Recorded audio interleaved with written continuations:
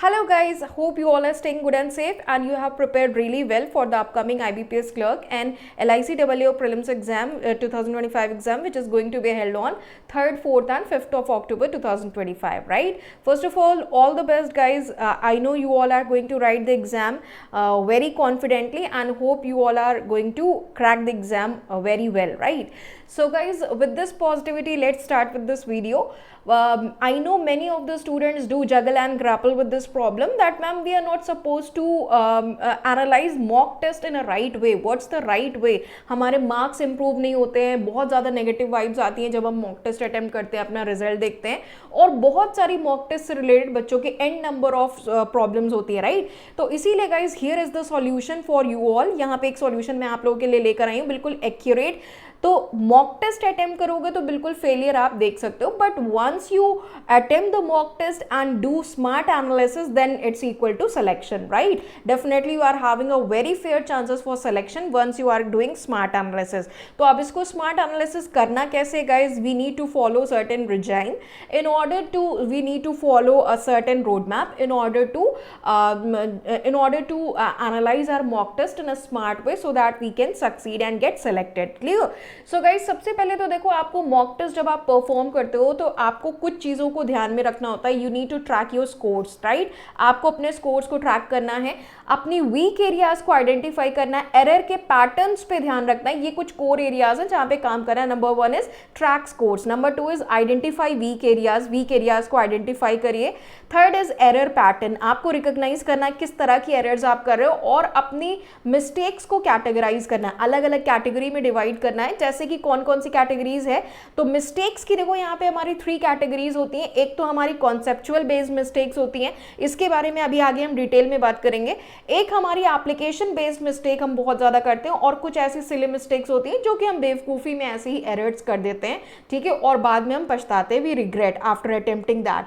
सो guys afterward आपको एक targeted action plan बनाना है इंप्रूवमेंट के लिए, जिससे कि आप वीक कॉन्सेप्ट्स को रिवाइज कर सको, उसको रिविजिट कर सको, प्रैक्टिस कर सको प्रॉब्लम सॉल्विंग टेक्निक्स को और अपनी स्टडी को उसके अकॉर्डिंगली, अपनी प्रॉब्लम्स के अकॉर्डिंगली आप स्ट्रैटेजी के अकॉर्डिंग उसको एडजस्ट कर पाओ. क्लियर?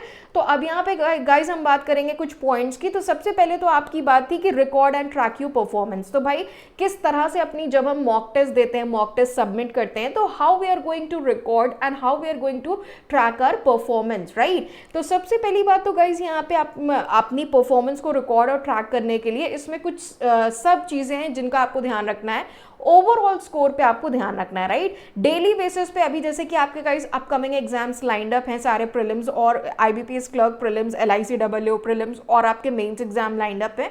तो मेंस एग्जाम के लिए आप ये बिल्कुल टारगेट कर सकते हो. ओवरऑल स्कोर पे ध्यान दीजिए. रेगुलर अगर आप डेली एक मॉक दे रहे हो तो डेली एक मॉक में ओवरऑल स्कोर देखो कि कल के मॉक में हमारा ओवरऑल कितना स्कोर था, आज का मॉक हमने अटेम्प्ट किया तो उसमें ओवरऑल क्या स्कोर है, राइट? अपने ओवरऑल स्कोर को नोट डाउन करिए, परसेंटेज को नोट डाउन करिए, जिससे कि आपको समझ में आएगा कि डेली बेसिस पे आपकी किस तरह से प्रोग्रेस हो रही है, टाइम के साथ साथ आप कैसे प्रोग्रेस कर रहे हो, right? Next is sectional breakdown, ठीक है? इंग्लिश सेक्शन हो गया, रीजनिंग हो गया, मैथ्स हो गया. अगर हम प्रीलिम्स की बात करें तो सेक्शनल ब्रेकडाउन बहुत जरूरी है गाइज. अपनी स्कोर्स को सेक्शनल बेसिस पे चेक करिए, पिन पॉइंट करिए. इससे आपको क्या होगा? इससे आप अपनी स्ट्रेंथ्स और वीकनेस को जान पाओगे कि किस सेक्शन में कितना हम स्कोर कर रहे हैं. इंग्लिश में कल हमने मॉक टेस्ट दिया था मेंस का, कल इंग्लिश सेक्शन में कितना अटेम्प्ट किया, कितने स्कोर रहे, आज कितने अटेम्प्ट किया, कितने स्कोर रहे, कल मैथ्स में कितना स्कोर था, आज मैथ्स में कितना स्कोर है, रीजनिंग में हमारा कैसा स्कोर था, आज रीजनिंग में कैसा स्कोर है.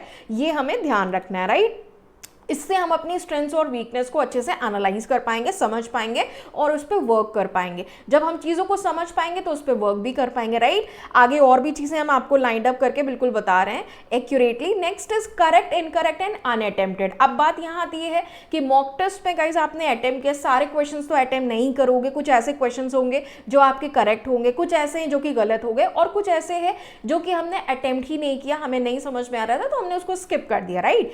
तो अब यहाँ पे क्या करोगे, आप जो भी नंबर ऑफ क्वेश्चन जितने आप अटेम्प्ट कर रहे हो, आप एक लॉग बुक बना लोगे, आप उसमें एक कॉपी रख लोगे, और डेली बेसिस पे गाइज अपनी परफॉर्मेंस को ट्रैक करने का ये सबसे बेस्ट तरीका है कि इन स्पेसिफिक पॉइंट्स पे, इन स्पेसिफिक अपनी चीज़ों पे, इन कॉन्सेप्ट्स पे डिवाइड कर लोगे, ठीक है। ओवरऑल स्कोर कल का कितना था, आज का कितना था, ये कॉलम्स बना लोगे आप कि ओवरऑल स्कोर का एक कॉलम बना लिया, सेक्शनल ब्रेकडाउन हो गया, एक हमारा करेक्ट इनकरेक्ट और अनअटेम्प्टेड का कॉलम बना लिया, हमने एक नोटबुक रखी हुई है, उसमें हम डेली की परफॉर्मेंस को रिकॉर्ड कर रहे हैं, ट्रैक करते हैं, क्लियर।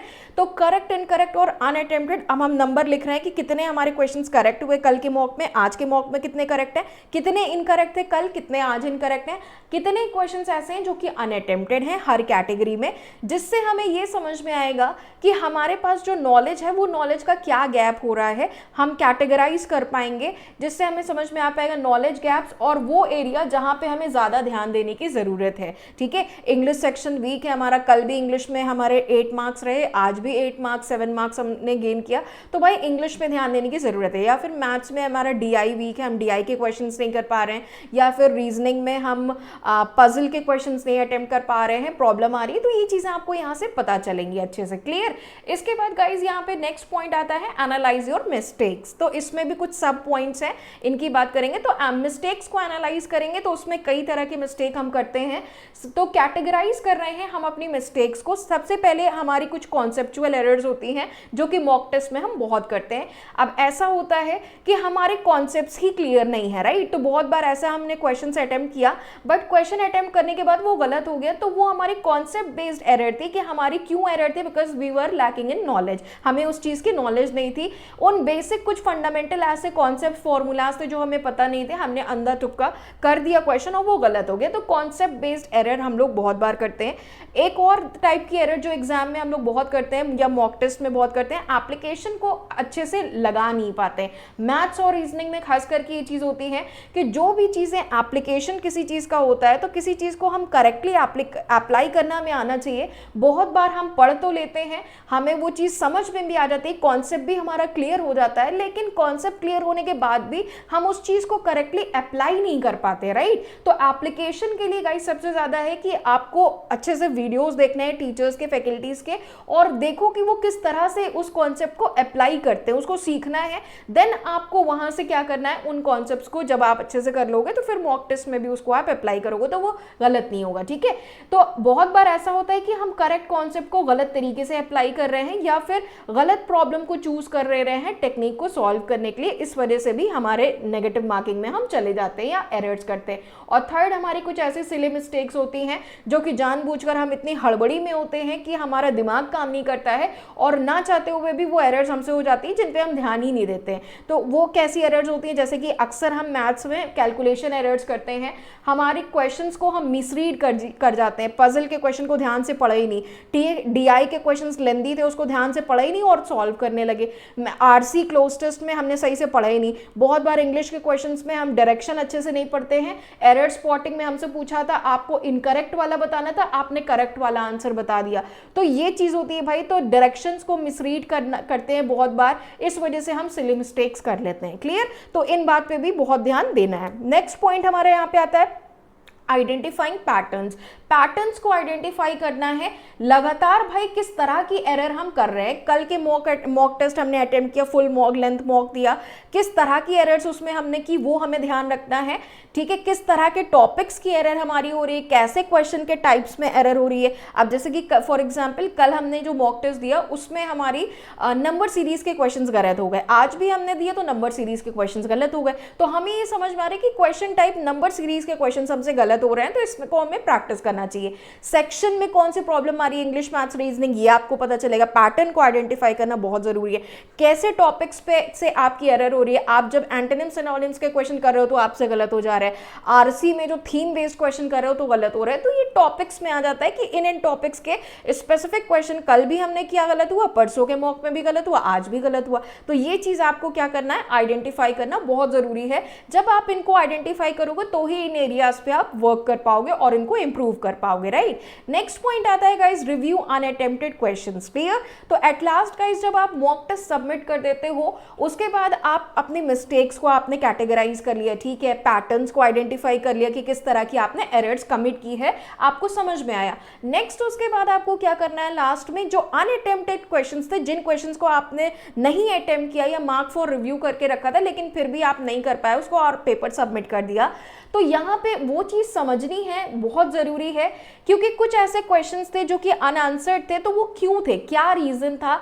क्या आपको उस चीज की नॉलेज नहीं थी या फिर आपके पास टाइम कम था कि आप नहीं कर पाए। और ये चीज जब आप समझोगे तो नेक्स्ट मॉक में आप कोशिश करोगे कि वो गलती ना करो, राइट, कि आपके पास नॉलेज की कमी थी, आप डीआई के क्वेश्चंस आपने नहीं अटेम्प्ट किए मैथ्स में, या फिर रीजनिंग में आपने पजल के क्वेश्चंस नहीं किए, सिलॉग्स के क्वेश्चंस नहीं किए। तो क्यों नहीं किए, आपके पास टाइम कम था इसलिए आप नहीं कर पाए, या फिर आपके पास उस चीज की नॉलेज नहीं थी, आपके कॉन्सेप्ट्स क्लियर नहीं थे इसलिए वो क्वेश्चंस आपने छोड़ दिए, इंग्लिश में कुछ छोड़ा तो क्यों छोड़ा। तो ये क्वेश्चन आपको जानना है, इसका आंसर आपको मिलना बहुत जरूरी है। अगले मॉक को सॉल्व करने से पहले कोशिश करो कि अगर कोई भी मॉक दे रहे हो तो ये सारे पॉइंट्स को आप टारगेट करके जरूर फॉलो करिए, राइट, बहुत फायदा होगा गाइस, ये मेरी गारंटी है आप लोगों को। नेक्स्ट इसके बाद बात आती है टाइम मैनेजमेंट को एक्सेस करना बहुत जरूरी है गाइस। इसके लिए भी कुछ पॉइंट्स हैं।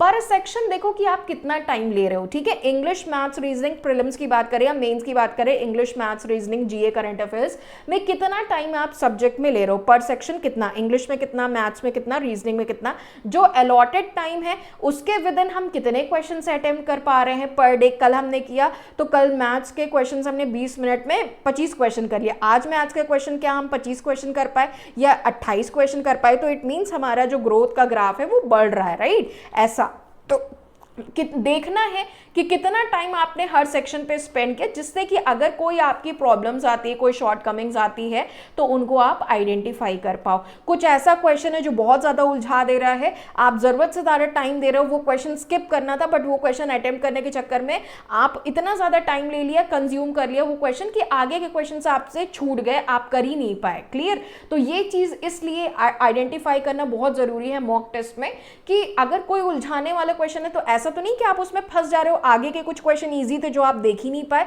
और वो सेक्शन का टाइम पूरा हो गया और वो आपका सबमिट हो गया बाय डिफॉल्ट, क्लियर। तो ये चीज पे ध्यान रखना है।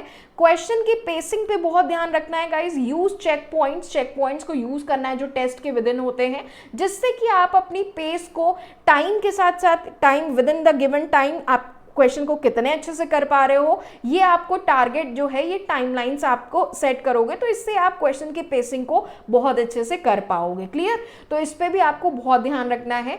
नेक्स्ट इसके बाद बात करेंगे, अब ये हो गई हमारी बातें कि हाँ वीक एरियाज पे हमें किस तरह से देखना है, कौन कौन सी किस तरह की एरर्स हम करते हैं, कॉन्सेप्ट बेस्ड एरर्स होती है, सिली मिस्टेक्स है, ठीक है। तो ये सारी चीजें हो गई।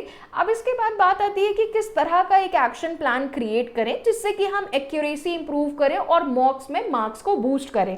तो ये कुछ पॉइंट्स को फॉलो करना है, that is focus on weak areas. Weak areas में हमें फोकस करना है, ठीक है। तो अपने टाइम को एलोकेट करिए जो उन टॉपिक्स पर जो कि जहां पे कंसिस्टेंटली आप गलती कर रहे हो, ठीक है। आप मॉक्स दे रहे हो, रेगुलर मॉक दे रहे हो, रीजनिंग में आप पजल सॉल्व नहीं कर पा रहे, मैथ्स में डीआई नहीं कर पा रहे, इंग्लिश में आरसी में कुछ प्रॉब्लम आ रही है, थीम बेस्ड क्वेश्चंस नहीं कर पा रहे हैं या फिर पैराजम्बल नहीं कर पा रहे हैं, क्लोज टेस्ट नहीं कर पा रहे हैं, तो इन मिस्टेक्स को कंसिस्टेंटली आपको क्या करना है, एलोकेट करना है, टाइम देना है कि भाई बल्क में क्वेश्चंस हम इन एरियाज के प्रैक्टिस करेंगे। नेक्स्ट इज एनहांस कॉन्सेप्ट्स को एनहांस करना। अगर आपके कुछ कॉन्सेप्चुअल एरर्स आप लगातार कर रहे हो, कल के पेपर में भी कुछ कॉन्सेप्चुअल एरर्स थे क्योंकि हमारे कॉन्सेप्ट्स क्लियर नहीं थे, तो भाई आपको वापस से गो बैक जाना पड़ेगा और दोबारा से लर्न करना पड़ेगा फाउंडेशनल कुछ कॉन्सेप्ट्स और फॉर्मूला, जिसकी वजह से आप में आपकी प्रॉब्लम आ रही है कि कॉन्सेप्ट्स क्लियर नहीं है, जिसकी वजह से आप मिस्टेक कर रहे हो, ठीक है। तो आपको वो चेक करना है जब आपने रिकॉग्नाइज कर लिया कि अच्छा मैथ्स का ये फॉर्मूला क्लियर नहीं है, इसकी वजह से गलती हो रही है, तो वो फॉर्मूला लर्न करना है, फॉर्मूला से क्वेश्चन प्रैक्टिस करने, देन हमको मॉक टेस्ट में वो अटेम्प्ट करना है, clear. Same goes with reasoning, same goes with English section. Next is practice problem solving. Problem solving practice करना है। अलग अलग टाइप के क्वेश्चंस को गाइज आपको करना है, जिससे कि आप में वर्सेटैलिटी डेवलप होगी और प्रॉब्लम सॉल्विंग टेक्निक्स आप में बहुत अच्छे से डेवलप होगी, आप में इंप्रूव कर पाओगे, प्रॉब्लम सॉल्विंग टेक्निक जो होती है ये इंप्रूव कर पाओगे, ठीक है, because you know yourself better. तो क्या चीज आपके लिए बहुत अच्छे से काम कर रही है ये आप समझ पाओगे जब रेगुलर आप मॉक को इस तरह से एनालाइज करोगे, right. Experiment with strategies, strategies के साथ साथ एक्सपेरिमेंट करना। ऐसा नहीं है गाइस कि जो स्ट्रैटेजी मेरे लिए काम करेगी वो आपके लिए भी काम करेगी, वो तीसरे के लिए भी काम करेगी, right. Something may might work well for me but not work that well for me as compare to the other person, right. तो कोई चीज मेरे लिए अच्छी काम कर सकती है बट जरूरी नहीं है कि आपके लिए भी अच्छी काम करे, हो सकता है वो थर्ड पर्सन के लिए कुछ बेहतर काम कर सकती है, राइट। तो नई स्ट्रैटेजीज को आपको क्या करना है, ऑप्ट करना है और अप्रोच करना है मॉक टेस्ट में, जिससे कि आप ये ढूंढ पाओ कि क्या चीज आपके लिए बेस्ट है, किस तरह से आप अटेम्प्ट करते हो मॉक को कि आपके बहुत अच्छे मार्क्स गेन होते हैं और आपकी एक्यूरेसी भी डेवलप हो रही है, आपकी एक्यूरेसी भी बूस्ट कर रही है। तो वही तरीका आपको कॉन्स्टेंटली क्या करना है, लगा के रखना है, उसी को मेंटेन करना है, क्लियर। जब आपको ये पता चल रहा है कि ये हमारे लिए बेस्ट तरीका है, इस तरह से जब हम मॉक अटेम्प्ट करते हैं तो हमारी एक्यूरेसी बहुत अच्छी होती है। तो उस तरीके को पहचानना है, ठीक है। और वो कैसे पहचानेंगे, जब अलग अलग चीजों को एक्सपेरिमेंट करेंगे तो कहीं ना कहीं हमें ये समझ में आएंगे कि अच्छा ये चीज है, इस तरह से जब हम मॉक अटेम्प्ट करते हैं तो हमारे बहुत अच्छी एक्यूरेसी आती है सारे सब्जेक्ट्स में, राइट। तो वो चीज आपके लिए अच्छी हो सकती है, दूसरे के लिए कोई और तरीका अच्छा हो सकता है, राइट। तो इसको पहचानना है, इसको रिकॉग्नाइज करना बहुत जरूरी है। नेक्स्ट है सीक गाइडेंस, क्लियर। तो भाई गाइडेंस लेने में हेजिटेट नहीं करना है, हम सब कहीं ना कहीं गाइडेंस लेते हैं, क्लियर। तो अगर आपका कोई वीक एरिया है, आपको लगता है कि भाई टीचर से पूछना चाहिए, मेंटोर से पूछना चाहिए या किसी स्टडी ग्रुप में हमें पूछना चाहिए, तो बिल्कुल आप उसको बेझिझक पूछो, क्लियर। बजाय इसके कि आप उसको अटेम्प्ट करो या फिर एग्जाम में अगर वो क्वेश्चन ज्यादा मार्किंग में आ जाता है, उसका ज्यादा वेटेज है तो आपका ही लॉस है भाई। तो उससे पहले एग्जाम में जाने से पहले उसको क्लियर कर लो, बेहतर है, क्लियर। तो भाई अगर डिफिकल्ट कॉन्सेप्ट है तो बिल्कुल आपको गाइडेंस लेनी चाहिए, टीचर्स, मेंटोर्स या study group, what ever you feel comfortable with, go with that, clear. इसके बाद बात आती है एक पॉजिटिव माइंडसेट को आपको जरूर मेंटेन करना चाहिए भाई। सबसे जरूरी है सिलेक्शन, प्रिपरेशन से लेकर सिलेक्शन तक की जर्नी में आपको पॉजिटिव रहना बहुत जरूरी है भाई, ऑप्टिमिस्टिक रहना बहुत जरूरी है, because it plays a vital role in your selection journey, clear. आपका जो एक आउटलुक होता है गाइस, तो आउटलुक भी मैटर करता है आपकी सक्सेस में, ठीक है।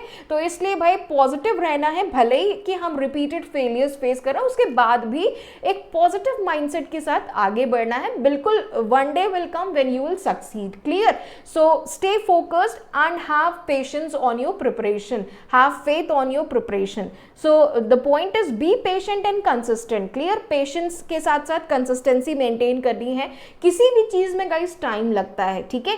Every good thing takes time, ठीक है। Success takes time, clear. It's not a one day process. तो इंप्रूवमेंट में देखो टाइम लगता है, इसलिए आपको पेशेंट रहना बहुत जरूरी है। अगर इम्पेशेंट रहोगे तो बिल्कुल सिलेक्शन में बहुत डिफिकल्टी आएगी, ठीक है। और कंसिस्टेंट रहिए अपनी स्टडी के साथ, बावजूद इसके कि आपके बहुत सारे पिटफॉल्स हो रहे हैं, आपका सिलेक्शन नहीं हो रहा, प्रीलिम्स क्वालिफाई नहीं हो रहा, मेंस नहीं हो रहा, बिल्कुल धैर्य के साथ काम करो, बिल्कुल एक दिन होगा, राइट। एक बार आपका भी टाइम आएगा और बिल्कुल आपका भी होगा, ठीक है। और मॉक टेस्ट रूटीन के साथ बिल्कुल कंसिस्टेंट रहिए। नेक्स्ट इज पॉजिटिव स्टे करिए भाई, बहुत जरूरी है कि इस पूरी थ्रू आउट जर्नी में प्रिपरेशन, डे 1 प्रिपरेशन स्टार्ट करने से लेकर फाइनल डे सिलेक्शन तक की पूरी एंटायर जर्नी में आपको पॉजिटिव रहना, पेशेंट और कंसिस्टेंसी के साथ काम करना। These are only the 3 keys to get selected, clear, to succeed, patience plus consistency plus positivity, ठीक है। ये तीनों चीज रखोगे तभी आपका सिलेक्शन होगा, ठीक है। तो बहुत नॉर्मल है कि हम मिस्टेक करते हैं, हम सभी गलतियां करते हैं भाई,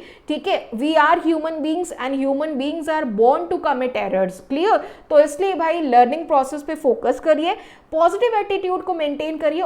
hello guys, so guys Dussehra पे आप लोग के लिए गाइडली बहुत अच्छे ऑफर्स लेकर आए हैं। गाइडली has brought lucrative and attractive offers for all of you on the occasion of Dussehra festival.